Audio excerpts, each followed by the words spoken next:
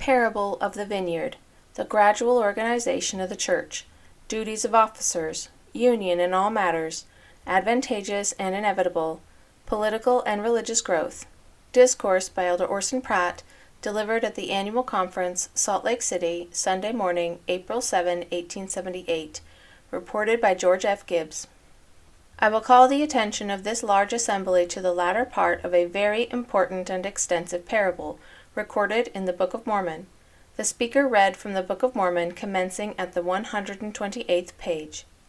I have read these words of the ancient prophet, to whom it seemed good to the Lord to reveal his purposes and designs in regard to the inhabitants of this earth, by means of the trees of the vineyard, calling the house of Israel, the literal descendants of Israel, the natural trees of his vineyard, and the other nations whom we term Gentiles, as the wild branches of the wild olive tree. I have read only a small portion of the latter part of this extensive parable, that part which more particularly relates to the great work which we, as Latter-day Saints, are now performing in the earth.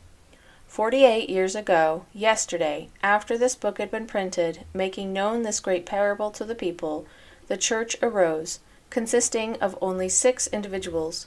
From that time until the present, as the Church has grown and extended its borders, the Lord, through his servant, has been organizing his priesthood. We speak of the Church being organized on the 6th day of April, 1830, and of it consisting then of only 6 members. No one could expect that with that very small number there could be a perfect organization, but so far as there were individuals introduced into the Church on the day of its organization, the Lord gave a revelation concerning their duty. And after the Church had extended forth its borders, and a few hundred individuals were gathered into it, in the year that it was organized, a still further organization took place, and it was but a few years until the Church stood forth in a more perfect organization than it had on the day of its foundation. 12 men were called to be apostles, according to a certain prediction given some 10 months before the organization of the Church. About this same period of time, the first 70 elders were chosen, which perfected the organization still more.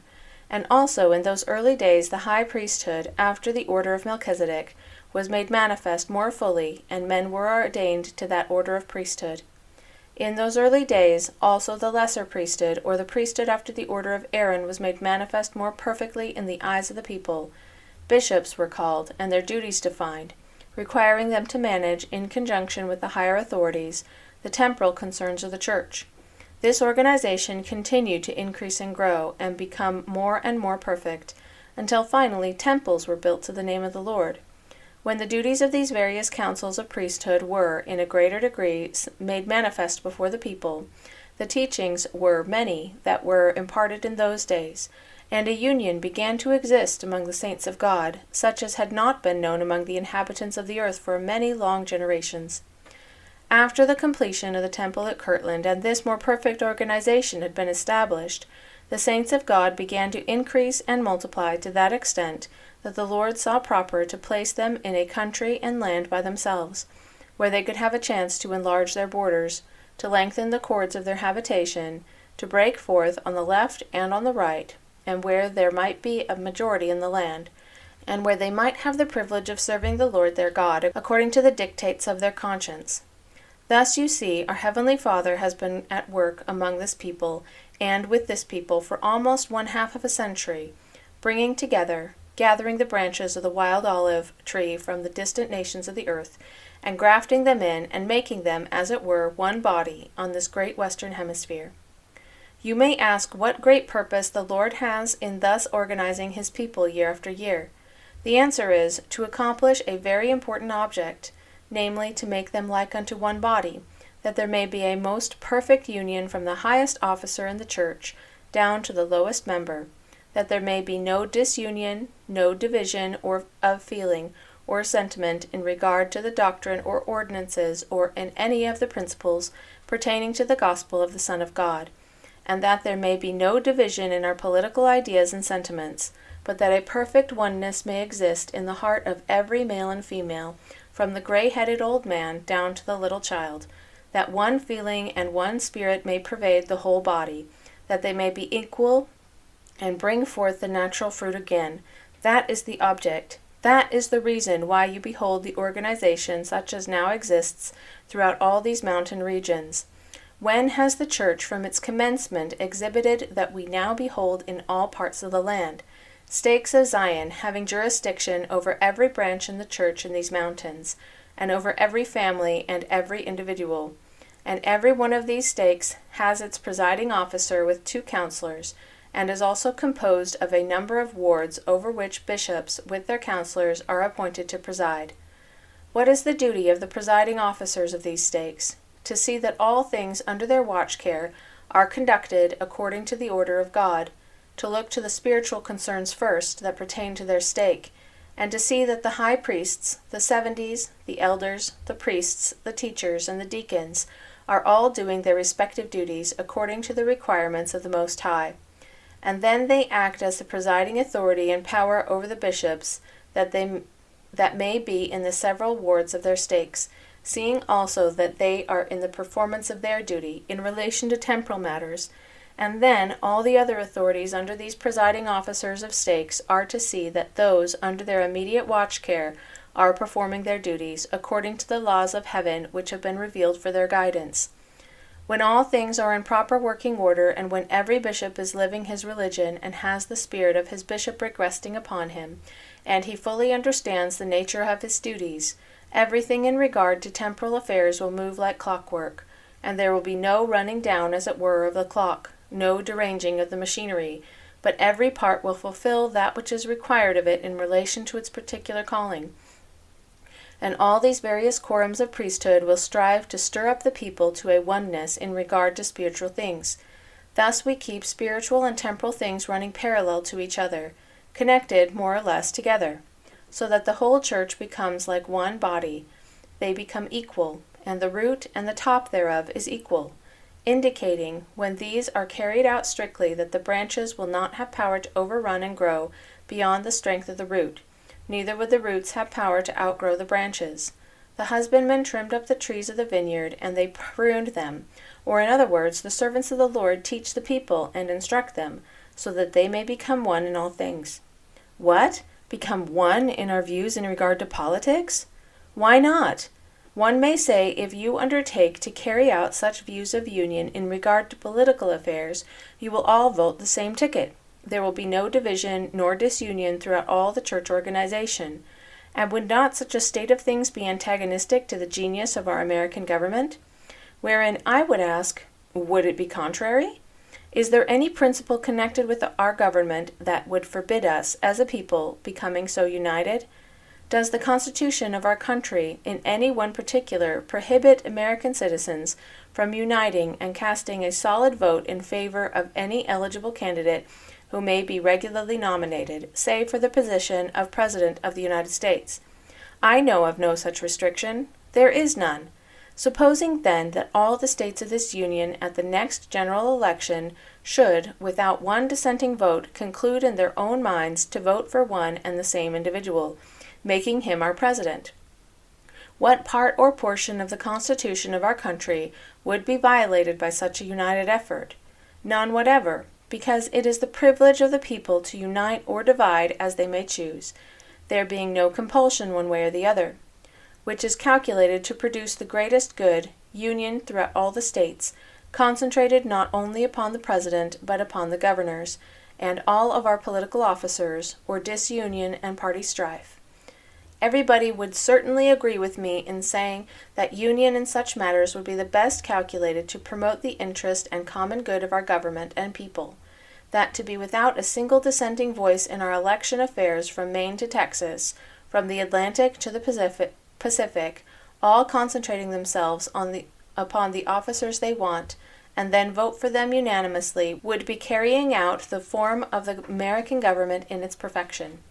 But our fathers, who framed that great instrument of nationality, that instrument by which all classes of people are protected in their rights, provided for disunion, if the people should feel disposed to introduce it, showing that they were permitted to dissent and vote for as many candidates as they choose to nominate. But in the Church of the living God, according to the oneness required by the Lord of heaven, we should act unitedly in all things. Some may have an idea that if we are only united about some of the spiritual things of the kingdom, that it is all the union needed among us. I do not know of any one principle or subject connected with the building up and advancement of the kingdom of God upon the earth, upon which we have a right to be disunited.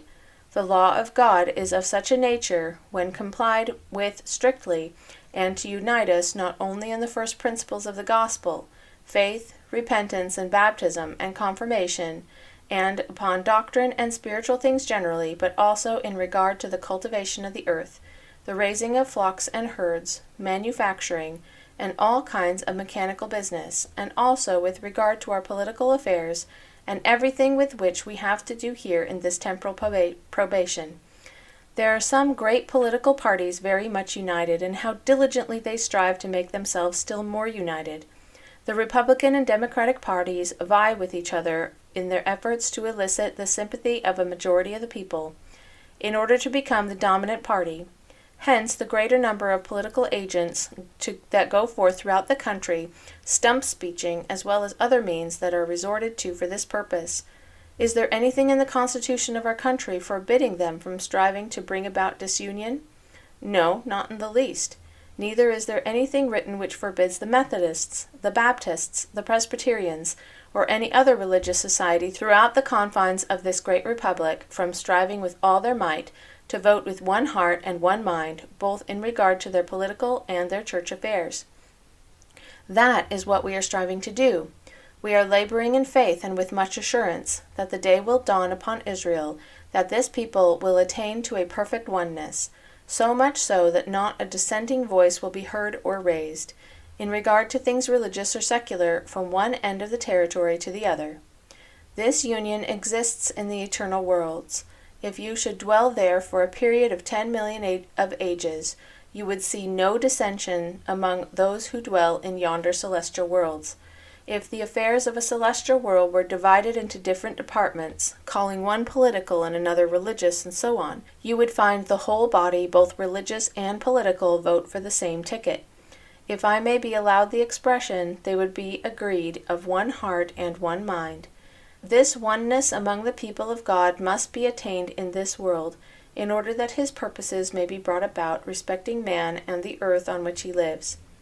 How much reason have we to rejoice that our fathers, a little over a century ago, began to consider the importance of being free and untrammeled in regard to their religious ideas and opinions, and that by having their feelings so deeply impressed upon their minds, they were enabled to get out that great instrument of liberty which guarantees to this great nation today civil, political, and religious rights. Our enemies would try to frighten us by representing before the Congress of the United States there is union among these Latter-day Saints, and that all vote one way. Supposing we admit this to be true, ought not Congress to rejoice exceedingly and think that there is one portion of the people under the flag of this great and glorious republic that have strength of mind sufficient to be united on politics? I presume the Republican party of our government, that has some hundreds of thousands united with them, rejoice exceedingly to think that they have as much union among them as they have, and it is their constant labor and study to use and devise every means in their power to maintain and, if possible, increase this union. And so we intend to use every lawful, not unlawful means in our power to keep the people united upon one platform, religiously and politically, and also in every other position in which we may be placed. Remember the parable I have read in your hearing, which was printed in the Book of Mormon before we had an existence as a church. The servants labored in the vineyard with their mites. What for?